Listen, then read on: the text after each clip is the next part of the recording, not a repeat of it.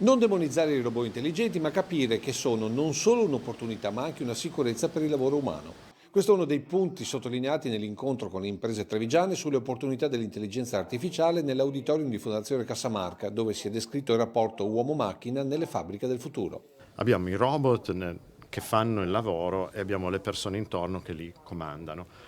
Cosa vuol dire? Che in realtà io devo mettere abbastanza intelligenza e quella artificiale ancora non funziona tanto bene. Quindi l'ipotesi molto più probabile è delocalizzare un po' le persone, metterle un po' più lontane, diminuire il rischio, peraltro, il rischio di incidente, il rischio anche di non fare lavori usuranti, però avere comunque chi comanda i robot anche in maniera creativa molte volte per svolgere i compiti in maniera efficace. Ma questo prevede anche un cambio della formazione del personale, con investimenti che l'Unione Europea ha già previsto con la nuova regolamentazione sull'intelligenza artificiale. Ci sono dei fondi e sono fondi che devono andare soprattutto alle piccole e medie imprese. Dobbiamo anche considerare che ci sono dei fondi specifici, per esempio, per sviluppare i chip anche. Scelte europee importanti in un momento che vede dialogare il Veneto con il colosso Intel per una fabbrica che dovrebbe sorgere a Vigasio nel Veronese. Un investimento da almeno 10 miliardi per 3.500 posti di lavoro.